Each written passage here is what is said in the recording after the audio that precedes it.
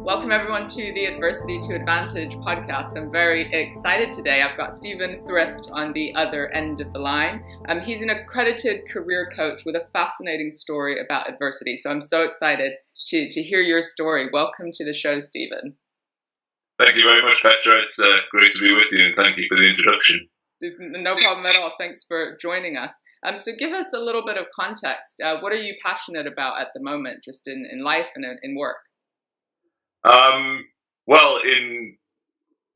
Over the past 5 or 6 years, I've become really passionate about personal development, and that translates into the career coaching that I do. It's not just a job for me. It's absolutely a hobby. I love the studying, the background reading. I even enjoy all the admin that comes as part of the role, and then of course there's the work. Then, of course, there's the working with people and seeing them grow and improve their circumstances, which is just incredibly rewarding. Absolutely. Other than that, my other big passion is rugby. I'm a big fan of Newcastle Falcons. I think they're going to have a great season this year. Lovely. And finally, I'm married with a 9-month-old daughter who is just absolutely amazing and brightens up every day for us. Oh, amazing. So sweet. And I know that this hasn't always been your work, and you've gone through a journey yourself in order to get to the place that you are and giving back and feeling so passionate about what you do. So take us right back for a second. Give us some context about what it was like growing up for you. Do you feel that sort of the education system and your parents prepared you for the real world? Like, what was that like? It's funny you say that. I have talked with various people in the past about possibly being prepared for a world that doesn't exist. I was brought up in Newcastle, and my parents split up when I was 6. They didn't get on for a lot of years, and my brother and I weren't always hidden from that. They were very rarely in the same room out of a courtroom, but you know we did kind of know what was going on. Both my parents quite short-tempered, very loving people, but they had also grown up in single-parent families themselves, both of them, and I think they both carried hangovers from that. If I'm honest. So yeah, I feel like that perhaps contributed to me being perhaps a bit of a nervous person. And then things, as we'll probably talk about, happened at school that kind of contributed to that as well. So I feel like I was brought up with a huge sense of right and wrong, which is obviously a good thing, but I feel it was very rigid. And perhaps not actually, children are there to be seen but not heard. It was a bit later than that. But I think very much to the point where I didn't feel like an equal in the family, certainly not compared to my parents. So in a way, I feel like I had a really good childhood in that despite my mother not having a lot of money at all, we never really... we had holidays, and we never ever went hungry. We always had clean clothes, and a lovely house. But I feel like as I grow older, I begin to realise that perhaps it has contributed to some of the emotional difficulties I feel now. There's a bit of a thread, right, from how our parents raise us or the context that we're in into how we deal with life, I guess. So what was school like for you? What was that experience like? School was very much a journey for me. And you're right about how our parents raise us has a huge impact, because when we're very young, we take in everything as gospel, and it forms the core beliefs and values that we have throughout our lives, and where life turns out to be different from that, it can cause real conflict. It can be a shock to the system. Yeah. So in first school, and then for a long time in middle school, I was a really great student. I was what you might call a straight A student. I never got into trouble, or if I did, it was very rarely and very minor. I was in quite small schools, just sort of local ones, and that was good. I had a lot of friends, and then I went to high school, and things were a bit different there. I was still kind of getting on okay, but my grades slipped to the point where I did quite well in my GCSEs, but I barely passed my A levels. So when I went to a different high school up to one that the linear system would have took me to. I went to one in Northumberland, so outside of the city, and I only actually knew 3 people when I went there, which I don't think that was a unique situation in such a school and a location. But I think I was starting at that point to become a bit more of a nervous person, finding it difficult to make new friends.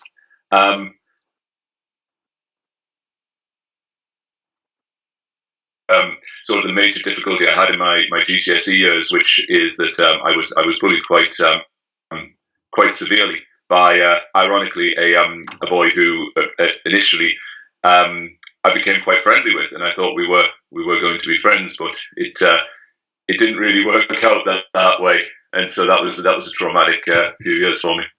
So it was very specifically one individual that sort of terrorized you or made your life quite difficult at school? Yeah, definitely. And it's, for a long time I didn't really think about this. This is slightly more than half my life ago now, when I finished my GCSEs. But when I went through it with a counsellor a couple of years ago, it was a very emotional experience, and it made me realise that perhaps I do have some hang-ups about it still. So yeah, it was this boy. He was violent towards me. He was verbally abusive. But the more I thought about it when I was doing it with the counselling, and we went through various techniques, I began to really think about why it happened, and that wasn't necessarily why it was me that he picked on. It was quite clear I was I was quite soft. I was overweight. I was quite timid. I didn't have many friends. Stereotypical easy target, really. So the main questions to me, therefore, were why was he bullying somebody, and I became to realise that he was the same as me in many ways. It was just that he clearly wanted to be friends with some of the tougher kids in our school. Yeah. And I think this was the way he felt he could impress them. And what was very interesting was that he, from one occasion where he attacked me quite badly in the playground while we were playing football. He never actually attacked me sort of outside of the classroom. It was always in there while the teacher was out or anything. It could have been, you'd think it would have been quite easy for him to come up to the other end of the field where I was playing football and attack me, but he never actually did that. And so that also made me wonder if maybe he had quite a sort of stressful and aggressive life. And this was, and sort of when he was bored and struggling with something like in class, then that side would come out. I think people listening, I don't think it was ever really about me, and to be honest, if it hadn't been me, it would have been somebody else. Yeah, but that's a huge way of shifting how you look at it, because as a kid you would feel like a victim, like you're being attacked Definitely. in some way, all those sorts of things. And so somehow the work that you've done, you're actually describing it with a level of empathy for what his experience was. Yeah. I would never ever want to see him again, obviously, and I'm sure I never will. I did see his face and name pop up on Facebook a lot of years ago, and just all right, I'm not going to get into that block straight away. It was. Obviously, I was quite frightened of him. I was nervous whenever I knew I was going to be in a class with him, or I expected to be. If I ever sort of saw him at lunchtime or whatever, I would be wary. But I think the major feeling that I felt was kind of a feeling of feeling powerless and weak and not and of just being unable to do anything about it. So, you know, I never told my mother, I never told my parents. I did tell my mother actually a year or two ago, and her reaction wasn't quite as, it wasn't a huge reaction, but it wasn't quite as well positive as I hoped for, and that kind of backed up the fact that she would have had a negative reaction if I told her when I was young. I felt like if I told her, she would have got angry, like, oh, why didn't you hit him back? Why don't you tell a teacher? Why didn't you tell me before? And it's like, I really need support here. I don't need you to be angry about this. Yeah. And again, I don't feel like, I never felt like, telling teachers would make any difference. And again, I was just embarrassed because I wanted to stop it, but I just didn't know how. Of course. That was the sort of major feeling that I had. But as with the help of the counsellor, I went through a lot of things where we talked about, and we talked about what his reasons could have been. We did some role play, the parent, adult, child technique, wow, which I thought was really, really good, both for mine and what I imagined his parent, adult, child states to be like. I did actually come to feel very sorry for him in the end, that this was the only way he felt like he could gain what, and this is probably very subconscious, gain what he wanted, whatever that was, that he felt this was the only way he could do it, or the best way he could do it. Yeah. Some kind of power. And I always feel like, I'm sorry, I didn't quite catch that. Some kind of power, so he could play out what he maybe didn't feel in other areas. Yes, that's exactly right. And I do wonder if perhaps the people he wanted to be friends with had bullied him previously. I don't know, or they did, or he was kind of the I'm not sure what word you would describe it. The kind of lickspittle of the group, perhaps, who was looked down. The cycle of abuse just kept going for him. Exactly. So I imagine just that feeling of powerlessness, shame, embarrassment, those sorts of feelings possibly followed you throughout different periods of your life. And of course, the podcast is very much about the theme of adversity. And so I'm wondering, going through your life, what other things sort of showed up that maybe brought out some of those same feelings? Well, yeah, I mean, difficulties I've had at work in different periods, difficulties in my first marriage, but I do kind of feel now that I've forgiven this lad. And as far as I can. Huge. So yeah, and like I say, I understand that it was never really about me. That he was showing weakness by the only reason the way he could get what he felt he needed was to attack somebody who was isolated and wouldn't fight back. Whereas, and there were times I tried very hard to fake an illness so I didn't have to go to school, but my mother was a bit wise for that. I turning up every day, I was showing a lot of strength, actually. So that's quite good. It's a total reframe of how you were experiencing it. Yeah, and the great thing is that there was something that I found. I remembered in the process that I'd forgotten for perhaps a lot of years. It was the last time I certainly saw him in school. I think I saw him once in Newcastle city centre, like a little while later. But if it was him, he didn't see me. But we had the sixth form open day, and so none of us were in my year were in school uniform. We were in suits and ties. And I walked along the corridor, and I don't think he saw me, but he walked past me talking to somebody else, and I just looked to the heavens and thought, my God, this is never going to end. But after a few, and I don't know at what point it happened when I was in sixth form, and it must have suddenly clicked that he wasn't coming back. And looking at that now, I would say that what that taught me is that you know, almost every bad thing does eventually come to an end, and you know, you just got to fight your way through it as best you can. Really, does that make sense? Yeah, it does. Do you use that as a bit of a mantra when other sort of bad stuff maybe occurs, that you just have this sense now, or this evidence base that it will end and you just have to hold on, or like, how does that support you? I think I'm a lot more proactive now in doing in trying to solve problems. Um, but yeah, that is something good to keep in the back of my mind. That you know, even when it's even when things are looking really bad, you know, it's eventually going to pass over. And you know, you probably most likely survive it. That's a nice way of looking at it. And I know that you've had some additional adversity that you faced. You talked about your first marriage falling apart, but also there was a process for you around work that has led you to the passion and the path that you're at now through personal experience. Give us a little sense of that.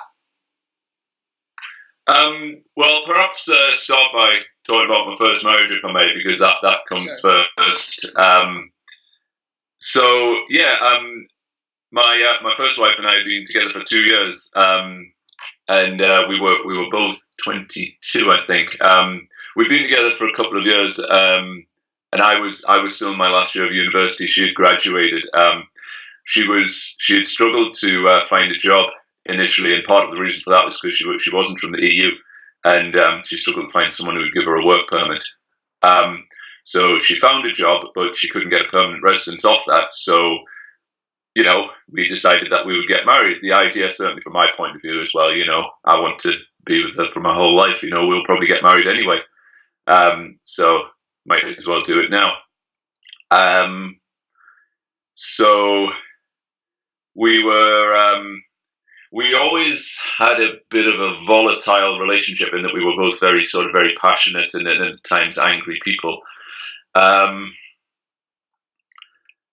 I found that very difficult to kind of talk to anybody about the fact that we didn't get on all the time. And that, frankly, we could both be violent sometimes. So, you know, she did actually hit me a couple of times. I never hit her, but I did, you know, throw things around the room, and that sometimes it's unfortunate, but that is what happened. And then so we were married for maybe just over a year and a few months, and then her kind of attitude seemed to change a bit. She had got a new job where she stayed for long hours. We just weren't getting on very well. I didn't sort of recognise that I could do anything about this, so I was becoming more unhappy. I started drinking more than I should have. And obviously that didn't make anything better. I should have been thinking about how we could get on better rather than being unhappy and drinking, but that's what happened. And eventually, I can remember we were in a park one day, and she got angry with me, and I said to her, "Look, what the hell is going on? Why have you been being horrible to me for the last few months?" And she told me that she wanted a divorce. So, I mean, with hindsight, that shouldn't have been a huge shock, but it was. And over the next, and you know, I was distraught because you know I did, even though we weren't getting on very well, I did really love her, and I wanted us to keep going. So yeah, over the following year, until we did eventually get the divorce finalised, I you know, continued to drink quite heavily. Actually, there's a couple of times I can remember, you know, I was probably still drunk when I went to work the following morning. And I didn't particularly like the fact that was going on, but I sort of, it was difficult to stop in a way. You know, I used to get out of work and think, right, get home and I can have a drink. Or I remember probably the worst night. I got home from work at 3 or 4 o'clock. I was working early shift, and I thought, right, okay, I'm not going to drink tonight. I'm not going to drink tonight. No way. And it was very difficult. And then eventually it got to 7 o'clock, and I went downstairs to the the corner shop on the bottom of the block and got some beers and drank a few. And at that point, I kind of thought, right, what am I going to do here? Yeah. So I did look up like Alcoholics Anonymous and that, and think, I'm not sure I'm a full blown alcoholic yet, but I think I do have some kind of dependency. Yeah. So the divorce finally went through. We, I sent her a letter saying that, will you please sign this right back and say that to agree that we'll never have any financial claim on each other and we'll never have to see each other again. She sent it back, very good. And how I kind of then got, and that was quite good in sort of healing a few of the emotional wounds, really, and moving on. Okay. Hey everyone, we've had some technical difficulties, so we're just reshooting some of the questions to follow on from the interview. Thank you so much for bearing with us. Stephen, so you've talked a bit about your history. You've talked a bit about your school time, the stresses there, the first marriage, descending quite rapidly into drinking, and sort of not being in a good place. And I'm wondering if you had any kind of rock bottoms at that point where it just really felt like, do or die, I've got to make some new decisions to move out of this. Well, like I said, probably the worst moment in terms of the drinking was that Monday where I tried really hard not to drink, but I ended up doing it anyway. But I think it was kind of a quick decision I made that, right, okay, I'm not going to drink Mondays to Thursdays, but I'm not going to try and control the weekends. And that kind of helped me in a way. But then just being in a new environment in the new flat, and then I got a part-time job. And maybe not go into too much detail, but I've actually been thinking recently that those first couple of years after my first divorce, they were probably such an amazing time. I didn't understand it at the time and appreciate it. I was earning probably the most money I ever did from proper employment. I didn't have any commitments. My mental health was great. So, yeah. Are you saying that in hindsight?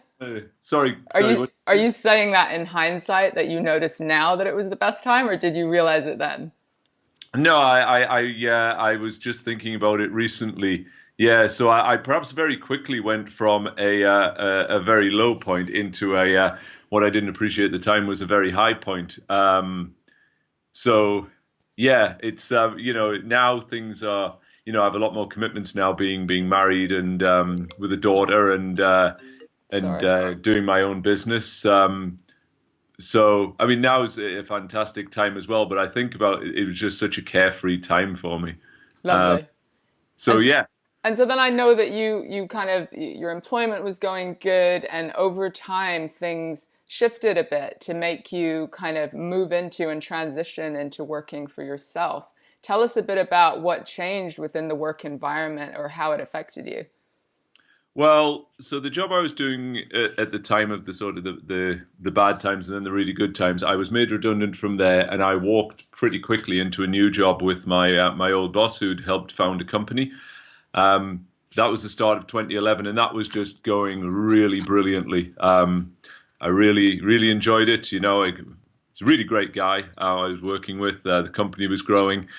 And then in early 2000, in late 2011, I met the lady who's now my wife, mother of my daughter. So that was going really well as well. And then early 2012, something just seemed to happen, and I wasn't really aware of it. For a little while, I didn't know what was happening. I just became a very sort of frustrated and angry at certain things. So the clear issue seemed to be that I was struggling with the sort of background noise in the office a lot. So people coughing and sneezing and that, and I didn't really know why it was happening. I remember that my now wife and I went to Portugal for a week in early 2013, and I thought to myself, maybe I'm just stressed. We'll go over there for a week, and I'll calm down a bit, and I'll come back, and I'll be fine.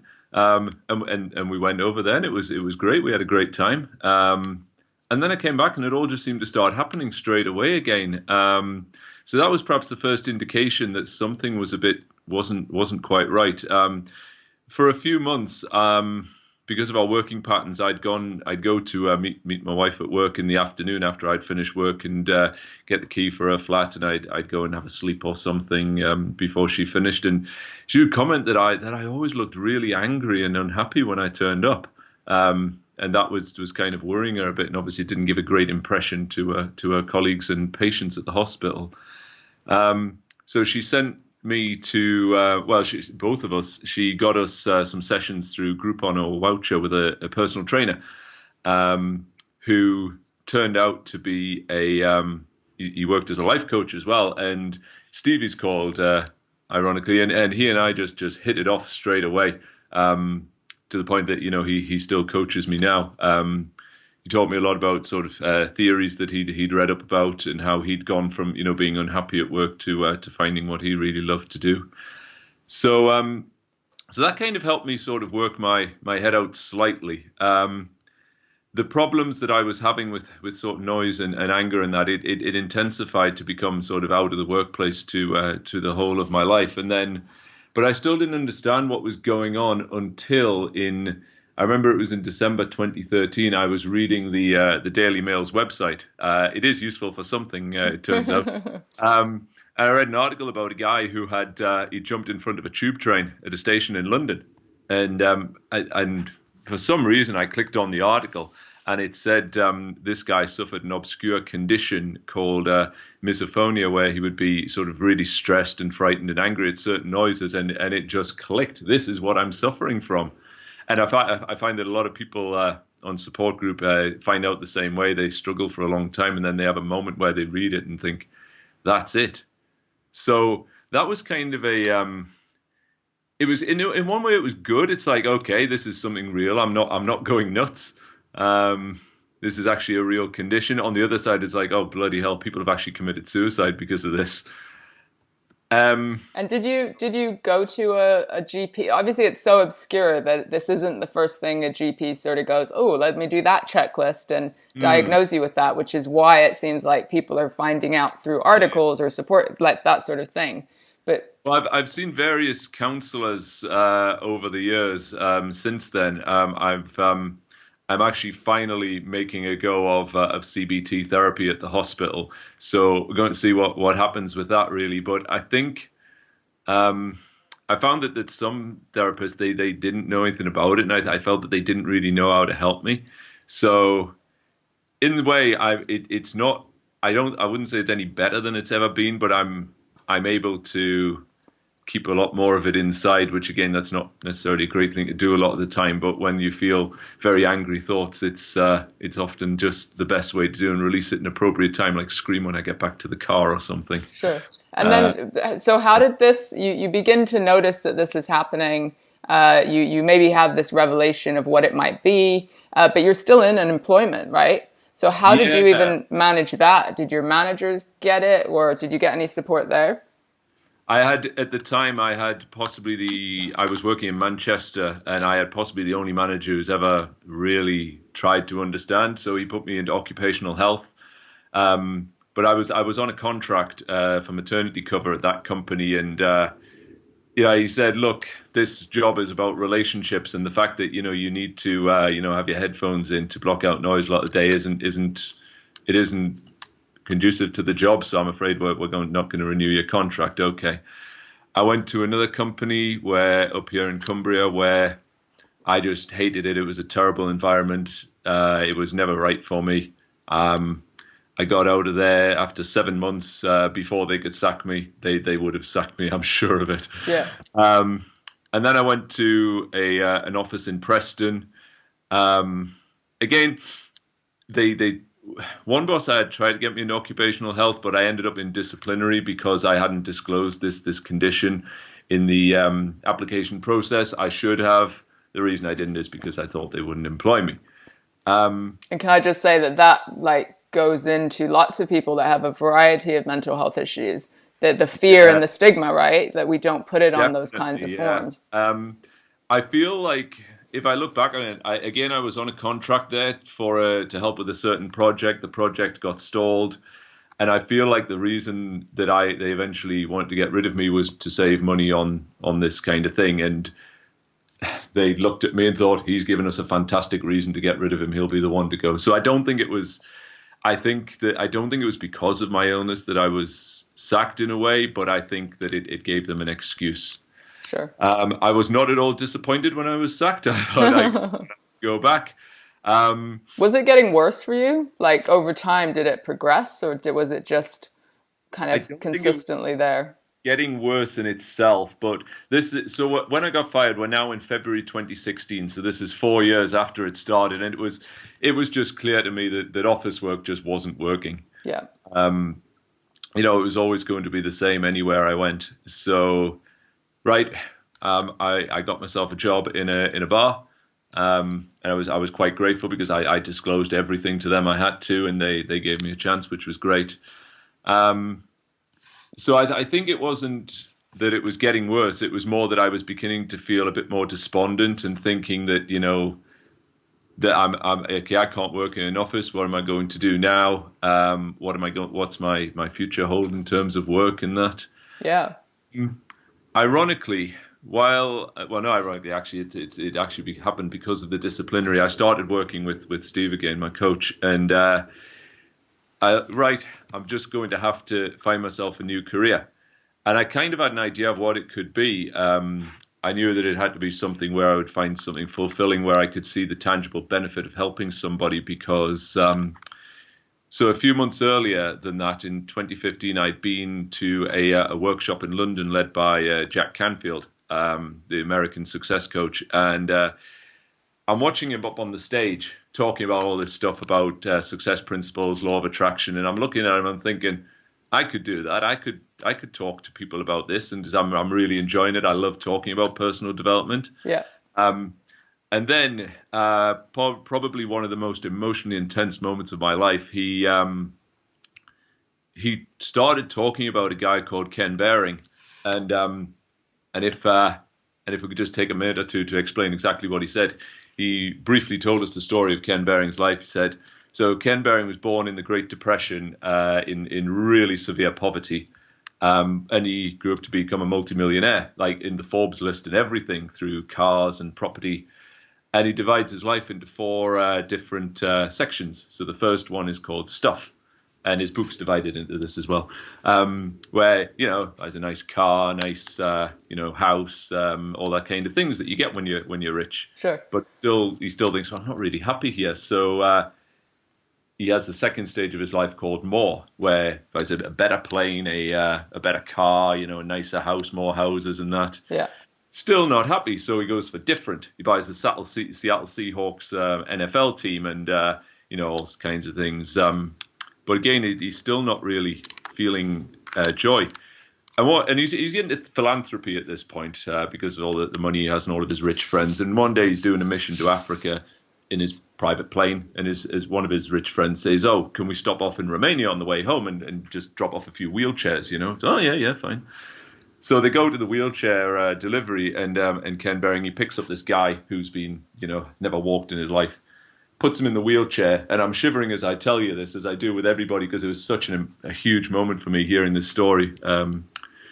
He puts him in the wheelchair, and the man looks up to him and says, "Thank you. Now I can go out and smoke with my friends." And he just turns away and like, "I'm glad I could help you," And I thought that was the first time he ever really experienced happiness in his life from something so simple, and it led to finding his purpose. So he founded the Wheelchair Foundation that gives out millions of wheelchairs to people in poor countries. Got involved in water projects and all that. And at that moment, I thought to myself, right, I need to find a career where I can make that kind of impact. And I thought about the work I was doing at the time. I'm working in the HR department, pushing spreadsheets of a huge FTSE 100 company. It's like, would it make any difference at all if I wasn't here? Yeah. Probably not. Yeah. And then when I was fired from my job, I was working with my coach Steve, and we came up with coaching as a possibility for me. So I did a diploma and started working in that. And it's as we were just talking about before we started the interview here, there are ups and downs, peaks and troughs. But I mean, I've just had a session with a guy this morning. I've been working with him for 3 months, and it's really making a good impact on him. I absolutely love it. Above the even above the obvious, financial benefit that I get from the work. So it's the purpose, the fulfillment. Absolutely, this is what I need to hear today, because it can also be like lonely and stressed and like trying to build the business side. But then it's in those moments when you speak to a room, or you train a person, or you do the coaching or the therapy or whatever it is that we both do. When you see the little like light bulb moment, or the little thing that's just going to impact the entire path of their life, it can get us really excited. You get to the end, every few sessions, you just say, right, we've been, can I just ask for some feedback on how you think we're working together and all that, and anything you think that needs to change or that I could do better? And they explain some things that you could do differently or whatever, but they also say, they just naturally explain the benefit that they're getting from the work, and that's just really amazing. I say it's above the financial thing. I've had a few people who they give me money for like 3 or 4 sessions, and they only ever turn up to one, and it's like, well, I feel really frustrated about that, because I've got your money and I don't have to work for a lot of it, but it's been an absolute waste of your time and your money. So and you're in it for helping to create impact, right? So you're frustrated for them that they're not investing themselves in it in the way that they could, and that I haven't been able to do for them what I felt I could do. And so you obviously had these moments where you found some purpose and direction, and have begun to build a life, of success through that, which is outstanding. But the misophonia didn't disappear, right? It's still something. No. So I'm curious about, like, how do you manage your own mental health amidst the stresses and the daily life stuff that you kind of put yourself out there for? Well, unfortunately, I do avoid a lot of things. I don't go out into social situations very much. It's one thing. It'd be amazing how much money you don't actually spend when you're when you got misophonia. You don't go to the pub a lot. You don't go to do a lot of things. You don't eat out a lot. Does it feel lonely though, and isolating? It is, because a lot of people don't. A lot of people, and I'll be completely honest. If I didn't suffer misophonia, I wouldn't believe it actually exists, because it's so strange and weird. Yeah. So I can half understand why people wouldn't be understanding. But yeah, I don't think it's something. It's something that's kind of always there. And you go out, people are going to make noise. It's not something I feel I can explain or whatever. So yeah, it does feel quite lonely at times, really. But all I have to do is just kind of keep plugging away, and I do a lot of self-talk, where if I'm starting to feel stressed, I'll try to tell myself that I'm really safe right now. There's nothing wrong. I can make these noises if I want to as well. Which is kind of what people who've experienced trauma kind of do, to just talk yourself down in a way and ground yourself with the present moment. Definitely, because it's a bit like sort of trauma of where the flashbacks or the memories come up, where there's no threat in that particular moment, but your brain is perceiving that there is. And I think with misophonia, there is probably some link to difficulties in my youth, which I'm trying to get through with the which I'm trying to work with the CBT therapist. So yeah, your brain is perceiving the threat, and you have to try and talk it down to say, no, that there's nothing wrong in this particular moment. Just cool it a bit, please.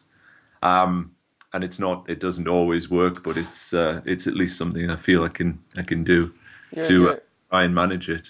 You're learning as you go along. Pretty much, yeah. Everything. And again, back to this theme of adversity, and we've covered quite a few things through the bullying, the divorce, and dealing with misophonia, and even career transition. Do you think that we need adversity in our lives to help build the character or the people that we are today, or is it just a bit of an annoying thing that we wish we could avoid? I think we probably don't need it. There are people who are very lucky to have parents or meet mentors early on, or have just people in their lives who inspire them when they're young to find their purpose or what they can do. The majority of us don't have that. So if adversity is what it takes to help us find our purpose and what we can do to be happier, then at least we're making some good out of it. So obviously, I know your story, Petra, that you had an extremely difficult childhood and youth, and that's happened. The question is, what are you going to do now to make it worthwhile? Is what I was about to say. But to In a grow way. out, and if the misophonia hadn't happened, then I might not well have been where I am now. I might have just been working in an office, feeling not depressed necessarily, but Slightly still unfulfilled. nagging feeling that I should be doing more than this. But it's easy. I'm earning an average salary, can support my daughter and my wife and everything. So just keep doing the easy thing. So I guess that's what I mean. Sometimes Yeah. the adversity kind of disrupts what is our average. Like we could get away with average or mediocre. We get the adversity, it disrupts it, and we're forced to ask ourselves some serious questions and maybe adapt our whole lives, which is what you've done. But then Yeah. because of that, you're able to have the impact that you're having on so many different clients and people. Yeah, so in my case, the average wasn't possible anymore. Right. So yeah, yeah, I think you're right. Actually, yeah, the average wasn't possible anymore because of this adversity. So I then had to find something new, and it did force me to have a good think about what would be more purposeful. Does Absolutely. that answer your question? Yeah, it does. It does. It does. And so we're getting to the end of our time, but I'm curious, what advice would you give to somebody who, in any of these stages? So either that we can go right back to the bullying phase, the divorce, and then dealing with a mental health issue. What advice would you give to that person who might be feeling hopeless and like there's no one to turn to in order to just take the first step into finding their purpose or looking after themselves? Well, the first advice I could do that they could do right now is to email, or if they don't want to call, they could email the Samaritans, and at least then somebody is listening. Somebody will reply. I've done that times myself. Other than that, my key advice would be that that life goes on, and the bullying, those time when I kind of felt, it's all encompassing in my life at that point, and there was a time I thought this is going to go on for 2 more years. It didn't, fortunately, but life goes on from there. There was a time I never thought I'd sort my head out after getting divorced, but I did. Life does go on, and often time you just learn to live with things, perhaps, or you do recover from things. Sometimes you need help, and if you do, absolutely go and get that. It doesn't make you weak at all, and what is weak is keeping it all inside and not trying to make anything better. Fighting through that fear of weakness is actually a great strength. I love that So because life goes on, if I could distill it into 3 words. I know, Yeah. and I love that because often we notice, we sort of think, oh, good times are going to pass. They're not going to last forever. But we don't often apply that to, well, bad times are going to pass. They're not going to last forever. Like things Definitely. evolve, we evolve, new people come into our lives. But also the asking for help thing can be so hard, especially when you're like, oh, nobody's even going to understand this illness. It could be fake, or it's like no one's going to understand the bullying or take me seriously or whatever. Like it's in those moments that we still need to seek out the people who might just allow us to offload in some way. Well, often the people close to us don't understand, unfortunately, or they're not sympathetic. But just keep looking. There will be somebody who can help you somewhere. There's 7 billion people in the world right now. There's bound to be somebody who is, and no one ever has a new problem. Whatever problem you're having, somebody somewhere in history has suffered it, and they've written a book about it. And more than likely, these experiences have been used in therapy courses. So there is a book that can help you, or there's a therapist somewhere in the world who can help you. And if somebody doesn't understand or isn't sympathetic, then frankly, work out what you're going to do about that, whether they're worth being around, Where perhaps. they're the right people to have in your life. Absolutely. The main lesson I would take out of the end of my first marriage, and also the struggles I've had in the last few years, both of which have led me to suicidal thoughts sometimes, is that, you know, life keeps going on, and that, you know, you do survive almost everything that happens to you. You know, it's really true that you don't have to be defined by what happens to you, but how you deal with it and how you come out of it. And it can lead you to better things. So, you know, sometimes I do think, you know, if I hadn't had this mental conditions, I could be just sitting in an office earning £40,000 a year quite easily, you know, not a lot of stress. Yeah. But I think for a long time, you know, I've always felt like there was, even back to a teenager, there was something in me that I was wanting to